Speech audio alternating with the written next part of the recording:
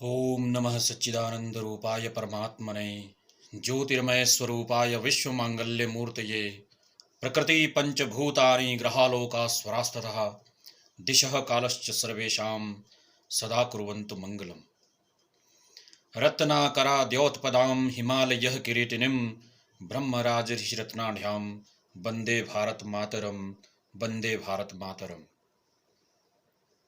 हे सत चित आनंद स्वरूप परमात्मा, ज्योतिर्मय परमात्मा, मंगलमयी परमात्मा, हम आपको नमस्कार करते हैं, हम आपको प्रणाम करते हैं। प्रकृति के पंचभूत, संपूर्ण ग्रहलोक, संपूर्ण स्वर, दसों दिशाएं और तीनों काल हम सभी का मंगल करें, हम सभी का कल्याण करें। रत्नों की खान अथवा रत्नाकर, सिंधु, हिंद महासागर जिस मातृभूमि के नित्य पैर पखारता हो, और हिमालय राज जिसके मस्तक पर मुकुट के समान सुशोभित हो, ऐसी भारत माता को हम सादर वंदन करते हैं, सादर नमन करते हैं।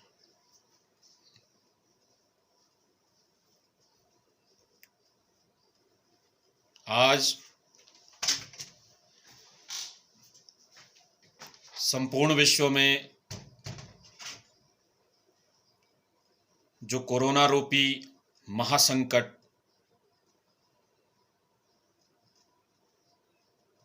छाया हुआ है और जिसके कारण संसार के हर देश में त्राही त्राही मची हुई है, ऐसे आपातकाल के समय ये कोविड-19 नामक इस महामारी के प्रकोप के समय, इस प्राकृतिक आपदा के समय हम सभी परमपिता परमेश्वर से प्रार्थना करते हैं, वंदना करते हैं कि हे परमेश्वर, इस महासंकट से मानव को बाहर निकालो और सृष्टि के कल्याण की कामना करते हुए, सभी जीवों के कल्याण की कामना करते हुए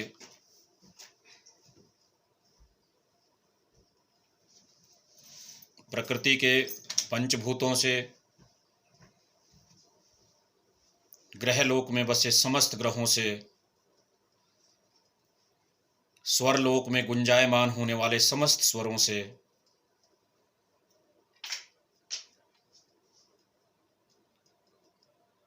आज हम प्रार्थना करते हैं कि हम सबका ऐसी महामारी के समय में कल्याण करे, हम सभी को इस प्राकृतिक आपदा से बाहर निकालें। आपदा चाहे प्राकृतिक हो या मानव निर्मित हो, इसका असर दूरगामी होता है। बीते युगों की घटनाओं से सीख लेकर आज हम अपने देश के इस विश्व के भविष्य को तय करने का प्रयास करेंगे। इसके लिए जरूरी है कि हम इस पुण्य भूमि भारत के गौरवमय इतिहास को पहले जानें, समझें और फिर इस मातृभूमि को फिर से परम वैभव पर ले जाने के लिए आहूत हों और इस भारत भूमि को फिर से विश्व गुरु बनाने के लिए कृतसंकल्प हों। इस आशय के साथ हम आपके समक्ष पुण्य भूमि भारत के बारे में अपने कुछ विचार प्रकट करना चाहते हैं। भारत, जिसके बारे में वेदों में कहा गया, आसेतु सिंधु पर्यंतो, हिमालय से लेकर हिंद महासागर तक जिस भूखंड की सीमाएं इतिहास में हमेशा अखंड रही, चाहे कितने ही आक्रमणकारियों के, चाहे कितने ही लुटेरों के आक्रमण समय समय पर इस पर होते रहे, फिर भी मिट गए मिस्र, रोम और यूना, मिट गए मिस्र, रोम और यूना। हस्ती है हमारी, न मिटी है न मिटेगी कभी। ऐसी परम पुण्यमयी भारत भूमि को कर्म भूमि कहा गया है। कर्म चाहे आध्यात्मिक हो, चाहे वैज्ञानिक हो, सामाजिक हो, सांस्कृतिक हो या राजनीतिक हो, इस पुण्य भूमि में हजारों वर्षों से ऋषि मुनियों ने, महापुरुषों ने अपने तपोबल से इसको सिंचित किया और उसी तपोबल से अर्जित ज्ञान को संपूर्ण विश्व को प्रदान किया। तभी ये भारत विश्व गुरु कहलाया। जी हां, हम बात कर रहे हैं एक ऐसे भारत की जहां पर आदिदेव महादेव ने विश्व के कल्याण की संकल्पना को जन्म दिया। समुद्र मंथन के समय स्वयं विष को धारण करके दुनिया को अमृत पान दिया। हम बात कर रहे हैं उस भारत भूमि की जिस भूमि पर त्रेता युग में भगवान राम ने आकर उद्घोष किया कि न मे स्वर्णमयी लंका अपि रोचते लक्ष्मण, जननी जन्म भूमिश्च स्वर्गादि अपि गरीयसी। लंका विजय के उपरांत अहंकारी और राक्षस प्रवृत्ति वाले रावण की पराजय के बाद, उस दानव की मृत्यु के बाद, जब लक्ष्मण भगवान राम से पूछते हैं कि भैया अयोध्या ने हमें क्या दिया,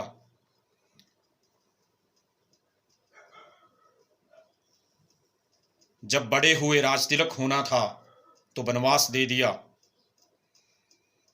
और 14 वर्षों के इस वनवास काल में किसी ने भी हमारी सुध ही नहीं ली। इसलिए वापिस अयोध्या क्यों जाएं? क्यों ना इस स्वर्णमयी लंका को ही अपना आश्रय स्थल बना लें, इस कंचनमयी लंका को ही अपना आश्रय स्थल बना लें। तो भगवान राम ने भाई लक्ष्मण को समझाते हुए कहा कि हे लक्ष्मण, ये कंचनमयी लंका, ये स्वर्णमयी लंका मुझे सुशोभित नहीं है, मुझे अच्छी नहीं लगती, मुझे नहीं भाती, क्योंकि जननी अर्थात मां और जन्मभूमि अर्थात मां को और हमें पोषण करने वाली ऐसी जननी और जन्मभूमि दोनों ही स्वर्ग से बढ़कर है। हां, विदेशी सभ्यता से हम ये सीख कर जरूर जाएं कि जो वैभव तपोबल से रावण ने लंका में खड़ा किया, जिस वैभव को तपोबल से रावण ने प्राप्त किया, उससे सीख लेकर हम जाएं और अपने देश, अपनी जन्मभूमि के हर प्राणी को उसी तपोबल और लग्न से मेहनत करने की सीख दें। और अपनी लंका के समान ही अयोध्या को भी वैभवशाली बनाएं। द्वापर में भगवान श्री कृष्ण ने उद्घोष किया कि यदा यदा हि धर्मस्य ग्लानिर्भवति भारतः अभ्युत्थानम धर्मस्य तदात्मानं सृजाम्यहम् परित्राणाय च साधूनां विनाशाय च दुष्कृतां धर्म संस्थापनार्थाय संभवामि युगे युगे। कि हे भारत, हे अर्जुन, हे पार्थ, जब जब इस संसार में धर्म की हानि होती है, पाप बढ़ता है, तब तब मैं धर्म की पुनर्स्थापना के लिए इस धरती पर जन्म लेता हूं। साधुओं के कल्याण के लिए और दुरात्माओं के विनाश के लिए, दुर्बुद्धियों के नाश के लिए, दुष्ट जनों के समूल नाश के लिए मैं हर युग में अवतरित होता हूं। लेकिन क्या हमने अभी कभी यह विचार किया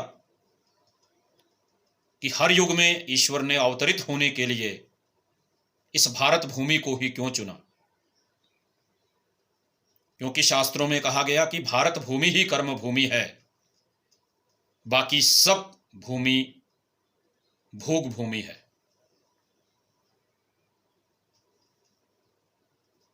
भौतिकता के इस युग में पाश्चात्य देशों के पास अनेक प्रकार की सुख सुविधाएं हैं,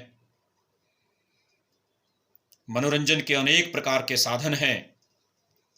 यहां तक कि जिस पुष्पक विमान की कल्पना रामायण में हमें मिलती है और जिस विमानन शास्त्र को महर्षि भारद्वाज ने लिखा और विमानों के निर्माण और उनकी उड़ान, उनकी कलाओं के बारे में सारगर्भित जानकारी अपने ग्रंथ में दी, उन सभी विधाओं के अर्जन करने के लिए संपूर्ण पाश्चात्य जगत आज दिन रात परिश्रम कर रहा है। ये प्रेरणा है भारत भूमि के योग और तपोबल की। ये प्रेरणा है इतिहास में रहे युग युगांतर के भारतीय वैभव की, कि आज पश्चिम का वैज्ञानिक उस परम सीमा को छूना चाहता है जिस देश में बनाया गया पुष्पक विमान मनुष्य की मन की इच्छा के अनुसार गतिशील होता था। जिस देश में बनाए गए पुष्पक विमान का स्थान मनुष्य की इच्छा अनुसार बढ़ता घटता था। आपने रामायण का प्रसंग देखा होगा, जब रावण मां सीता को हरकर लंका ले जाता है तो पुष्पक विमान में सिर्फ 2 लोग हैं और उतना ही स्थान उसमें दिखाई देता है। लेकिन लंका विजय के बाद जब भगवान राम संपूर्ण सेना सहित वापस अयोध्या लौटते हैं तो वही पुष्पक विमान उनको लेकर अयोध्या आता है। यह कमाल उस वैमानिकी विधा का था जो महर्षि भारद्वाज जैसे तपोबली तपस्वी ऋषियों ने हजारों वर्षों के तप, साधना और वैज्ञानिक प्रयोगों के बाद जिसका आविष्कार किया था।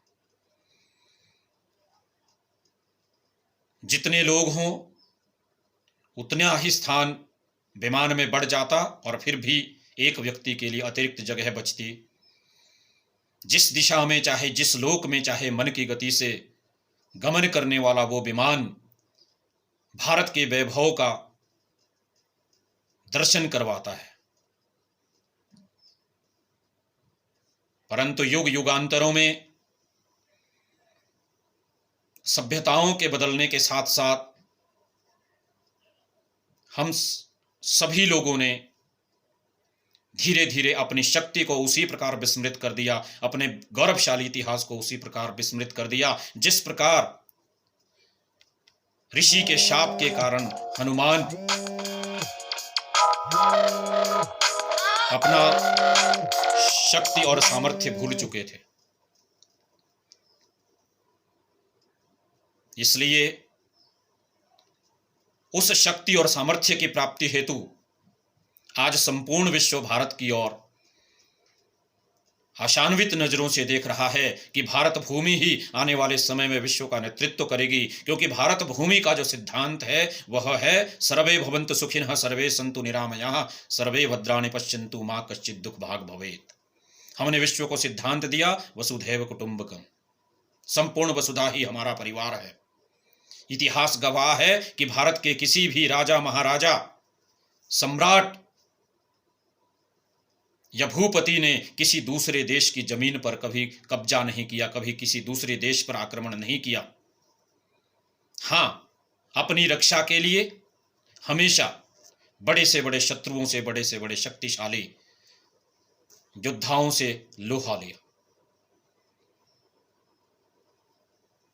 त्रेता में भगवान राम के उद्घोष के बाद, द्वापर में भगवान कृष्ण के उद्घोष के बाद, धर्म स्थापना से पूर्ण विश्व का नेतृत्व करने के बाद कलयुग में भी स्वामी विवेकानंद जी, स्वामी दयानंद सरस्वती जी, राजा राम मोहन राय जी, आदि शंकराचार्य जी,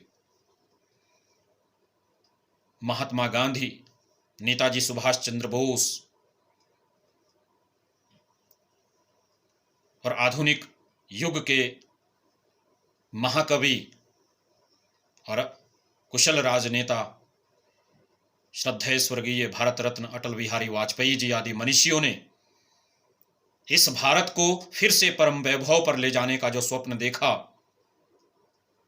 डॉक्टर केशव बलिराम हेडगेवार, परम पूज्य गुरु जी और उनकी समस्त सरसंघ चालक परंपरा में अपने दायित्व का निर्वहन करते हुए राष्ट्र को एक दिग्दर्शन देने वाली परंपरा में सभी प्रचारकों, सभी गृहस्थ, वानप्रस्थियों और संपूर्ण स्वयंसेवकों के स्वप्न को पूरा करने का आज समय आ गया है कि परम वैभवम नेतुत एतत् स्वराष्ट्रम समर्था भवत्वा शिशाते भृशम।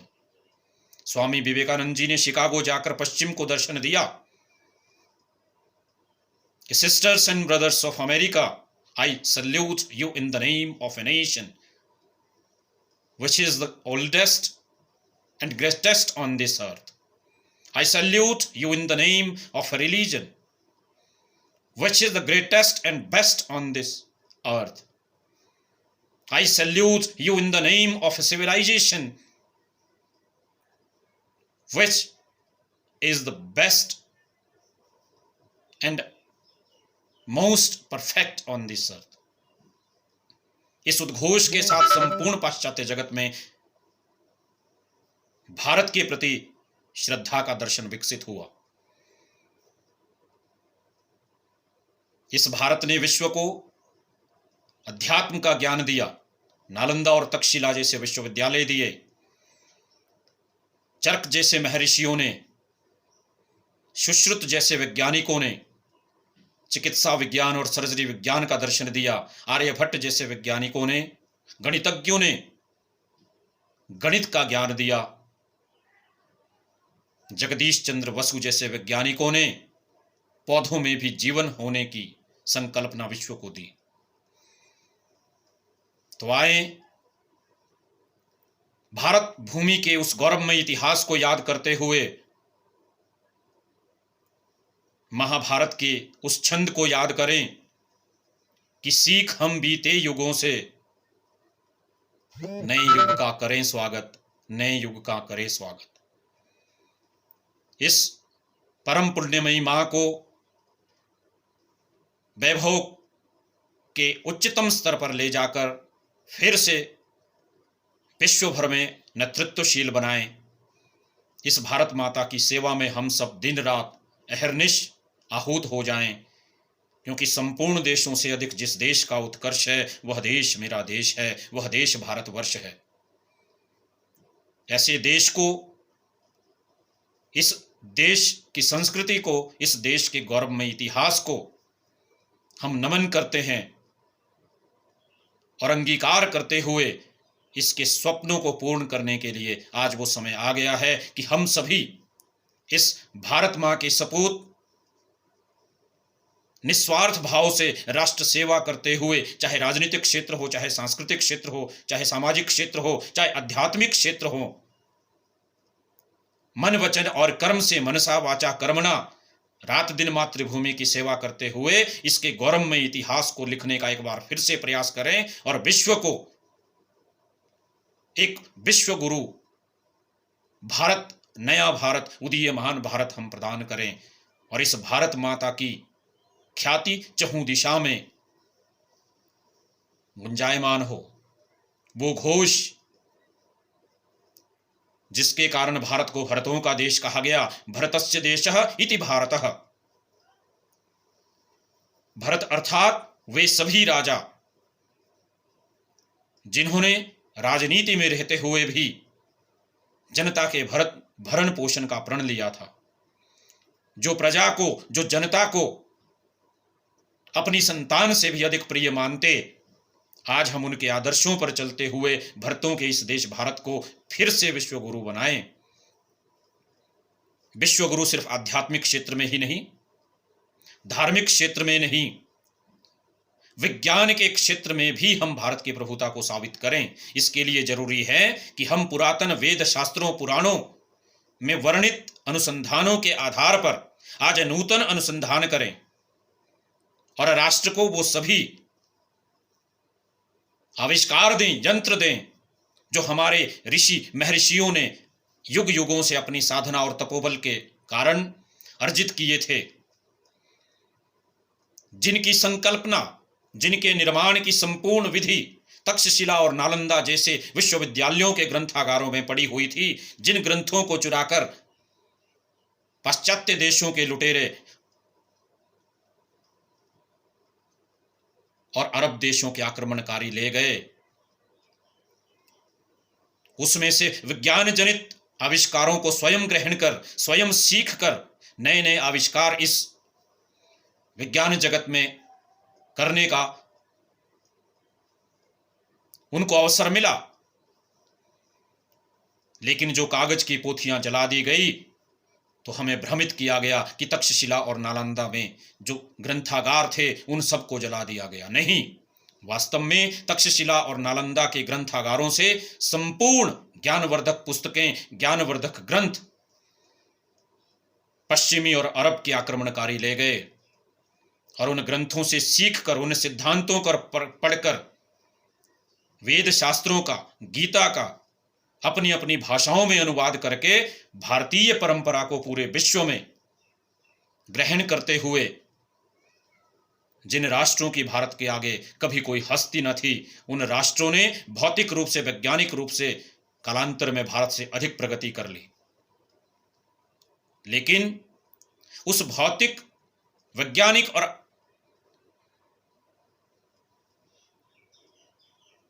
आधुनिक प्रगति से बढ़कर अगर भारत के पास अगर भी आज भी कोई संचित निधि है तो वह है यहाँ का अध्यात्म, वह है यहाँ का सेवा भाव, वह है यहाँ का राष्ट्र प्रेम और यहाँ का धर्म। क्योंकि भारत सनातन धर्म को मानने वाला देश है और सनातन अर्थात सबसे पुरातन, यत ना आतनः इति सनातनः, जो ना आया, जो ना किसी पैगंबर या किसी यीशु के द्वारा लाया गया, उसे सनातन कहा जाता है। हम जीवन को धर्म के अनुसार जीने की परंपरा का अनुसरण करते हैं। धर्म अर्थात मानव जीवन जीने की परंपरा, व्यवस्था और जीवन को धारण करने का मानव का दृष्टिकोण। इसलिए शास्त्रों में कहा गया, धारणात धर्मम इत्याहु धर्मो धारयति प्रजा। धारणा ही वास्तव में धर्म है और धर्म ही प्रजा को धारण करता है। इसलिए जिन राष्ट्रों का धर्म भ्रष्ट हो गया, जो राष्ट्र धर्म से पथ भ्रष्ट हो गए, जिन्होंने अपने आप को साम्यवादी या सेक्युलर घोषित कर दिया, उन राष्ट्रों का अस्तित्व या तो पहले समाप्त हो गया या भविष्य में भी अवश्य समाप्त होगा। क्योंकि धर्म ही प्रकृति को धारण करता है, धर्म ही ब्रह्मांड को धारण करता है और धर्म ही मानव प्रकृति को सहजता है। इसलिए धर्म आधारित राजनीति ना करके धर्म को ही राजनीति मानकर इस विश्व का आह्वान करें कि भारत प्राकृतिक धर्म सनातन धर्म के आधार पर विश्व गुरुत्व के पद पर तब भी पहुंचा था और आज भी पहुंचेगा, क्योंकि धर्म के सनातन शास्त्रों में 10 लक्षण कहे गए। धृति, क्षमा, दमोस्तेयम, शौच, इंद्रिय निग्रह, धीर विद्या, यशोबलम, सत्यम, अक्रोध च दशकम धर्मस्य लक्षणम। इन 10 लक्षणों को जो धारण करता है वही धर्मात्मा है। हमारे सनातन शास्त्रों में यह कभी नहीं कहा गया कि धर्म का मतलब हिंदू, मुसलमान या ईसाई है। और सनातन कहेगा भी क्यों? क्योंकि 2020 वर्ष पूर्व तो ईसा मसीह का अवतरण हुआ। 14 शताब्दियों पूर्व पैगंबर मोहम्मद का अवतरण हुआ। तो जो लोग इस विश्व में हजारों लाखों वर्षों के सनातन अनुसंधान के बाद अवतरित हुए और कहने लगे कि उनको परमात्मा का आदेश हुआ कि जो वो कह रहे हैं वही सत्य है, बाकी सब मिथ्या है, ऐसे लोगों ने युग युगांतर में, कालांतर में धर्म को पथभ्रष्ट करते हुए विश्व की सभ्यता को एक नए मोड़ पर ले जाने का प्रयास किया।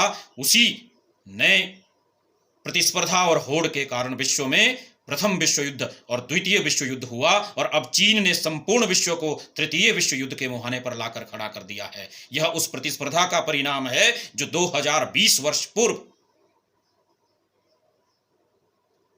उस ईश्वर के दूत ईसा मसीह ने दुनिया को दी। यह उस प्रतिस्पर्धा का परिणाम है जो खुद को पैगंबर का दूत कहने वाले प्रोफेट मोहम्मद ने दुनिया को दी, कि कुरान या कृपान, जो मेरी कही बातों को मानता है वही सत्य है, जो नहीं मानता उसके लिए कृपान है, यानी उसका गला काटकर वध कर दिया जाए। यही जिहाद है और यही स्वर्ग की ओर आप सब हुतात्माओं को ले जाएगा। तो आज भारत प्रश्न करता है ऐसी सभ्यताओं से कि दूसरों को हानि पहुंचाकर, दूसरों का वध करके किसी को कभी स्वर्ग मिला है क्या? कोई पैगंबर, कोई पीर कभी उस जन्नत के दर्शन करके आया है क्या? या किसी भी मुल्ला, मौलवी या पादरी ने धर्म परिवर्तन की आड़ में किसी दूसरे व्यक्ति को उस स्वर्ग का दर्शन करवाया है क्या? यदि नहीं तो आइए फिर से इस सनातन परंपरा में लौटिए। इस भारत रूपी भूमि जिसका अवतरण ही विश्व के कल्याण के लिए हुआ है, जिस पर हर बार आकर ईश्वर ने कहा कि मैं विश्व कल्याण के लिए अवतरित होता हूं, सिर्फ मैं जो कहूं वह सत्य नहीं, जो प्रकृति का धर्म निश्चित करे, समय समय पर उस धर्म के अनुसार अपना जीवन को जीने का जो प्रयास करे, वही सच्चा भारतीय है। क्योंकि इस भारत के बारे में वेद शास्त्रों में कहा गया, उत्तरम यत् समुद्रस्य हिमाद्रेश्च व दक्षिणम वर्षम तद भारतम नामः भारती यत्र संतति।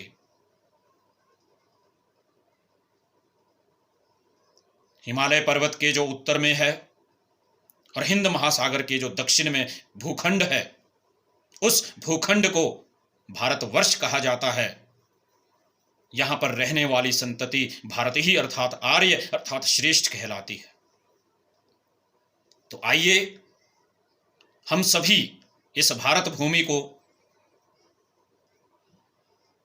विश्व गुरु बनाने के लिए आहूत हों, प्राण प्रण से समर्पित हों और संपूर्ण विश्व में भारत के वैभव का यशगान करते हुए, भारत भूमि के गौरवमय इतिहास का यशगान करते हुए इसे फिर से भारत महान बनाएं। ऋग्वेद में राष्ट्रदेव की संकल्पना दी गई, यानी राष्ट्र को उस समय भी देवता माना गया और उसकी आराधना उसी प्रकार से की जाती है। हम जब सुबह प्रातः उठते हैं तो एक श्लोक पढ़ते हैं, कराग्रे वस्ते लक्ष्मी कर मध्य सरस्वती करमूले तो गोविंद प्रभाते कर दर्शनम, कि कर के अग्रभाग में लक्ष्मी का वास है कर के मध्य में सरस्वती का वास है, कर के मूल भाग में गोविंद का निवास है। इसलिए सुबह सुबह हे भगवान, हे सच्चिदानंद परमात्मा, तुम्हारे दर्शन करके मैं अपनी दिनचर्या के लिए उद्यत होता हूँ। और उसके बाद माता पृथ्वी पर पैर रखने से पूर्व उससे क्षमा याचना करते हैं। समुद्र वसने देवी पर्वत स्तन मंडले विष्णु पत्नी नमस्तुभ्यम पाद स्पर्शम समस्व में, कि हे भारत भूमि, समुद्र जिसका वस्त्र है और पर्वत जिसके स्तन मंडल हैं, ऐसी भारत भूमि को मैं सादर नमन करता हूं, इससे पहले कि मैं तुम पर अपना पैर रखूं। हमने विश्व को उद्घोष दिया, पुत्रो अहम माता पृथिव्यः, हम पुत्र हैं और पृथ्वी हमारी माता है। तो इस भारत भूमि को मातृस्वरूप, शक्ति स्वरूप मानते हुए आज हम इसके परम वैभव को अंगीकार करने के लिए प्राण प्रण मन वचन और कर्म से समर्पित हों और विश्व को ये उद्घोष दें कि एकः सत्य विप्रा बहुधा वदन्ति, एको अहम ब्रह्मास्मि, मैं एक हूं और एक से अनेक हो जाता हूं। तभी सभ्यताओं की संरचनाएं होती है, तभी सभ्यताओं का संरक्षण होता है। और इस नवीन सभ्यता को विश्व के मानस पटल पर अंकित करने के लिए आइए पहले अपनी वृत्तियों को बदलें और फिर विश्व के समस्त प्राणियों की वृत्तियों को बदलते हुए इस वसुधा के कल्याण की कामना करते हुए आज हम सब भारतवासी इस राष्ट्र देव की आराधना में आहूत हों। इस आग्रह के साथ सभी को सादर जय श्री राम, जय हिंद।